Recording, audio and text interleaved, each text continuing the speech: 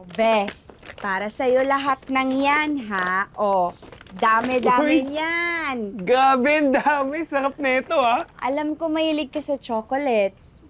And,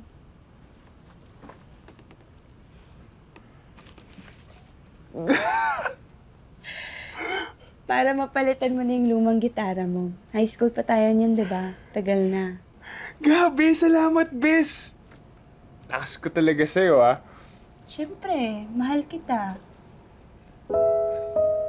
Ha? Bes, siyempre love kita. Ano ba yan?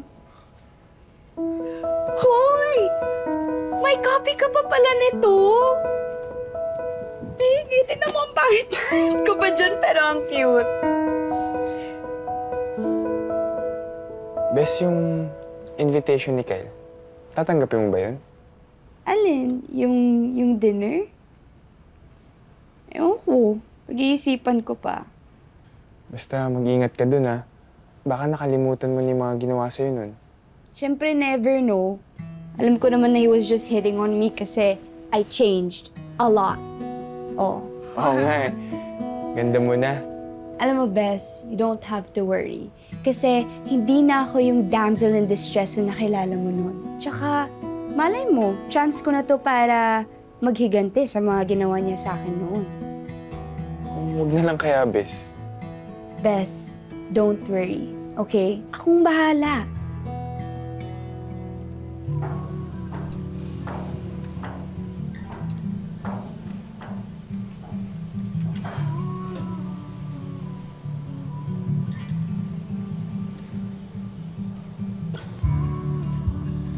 Hi. Hindi mo lang ba ako papaupuin? Oh, sorry, sorry. Ako dito.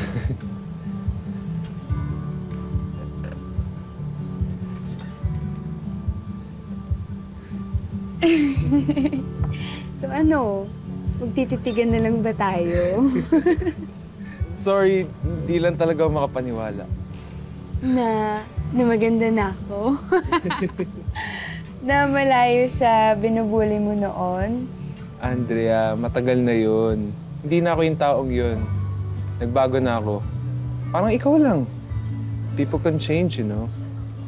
Alam mo, hindi lang din ako makapaniwala na ikaw, yayayain ako for a dinner date. Bakit naman hindi? Alam mo, I'd like to get to know you better. Ang tagal na rin nating di nagkita, so... Well, at least, matino ka na. Siyempre naman, sabi ko nga sa'yo, nagbago na ako. Di ba? Okay, pero hindi ako agad maniniwala. Kailangan mong patunayan. Andrea, papatunayan ko talaga sa'yo na nagbago na ako. Promise. Para sa'yo. Kain na tayo. Sure. Anong gusto mo? Alam mo ba, malapit na talaga ako maniwala na nagbago na siya. Bes, nagkwento na siya tungkol sa mga struggles niya when he was starting his own business. And tunog responsable na rin siya, Bes, ko naman. Naniwala ka naman agad. Bakit naman hindi? Ayush! Uy! Nagsiselos yung Bessie ko. Alam mo, Bes, you don't have to worry, okay? Di ko naman agad sasagutin si Kyle. Pag-iisipan ko talaga ng maigi. Sasagutin? Bakit nililigawan ka niya? Nagsabi siya. Pero alam mo, ilap mo nga about it. Alam mo, yan. Anong ginagawa mo? Pag-usapan natin yan. Tinatapos ko tong piece na to. Remember, sinabi ko sa'yo no, na meron akong kantang ginagawa. Pakinggan mo nga, maganda na.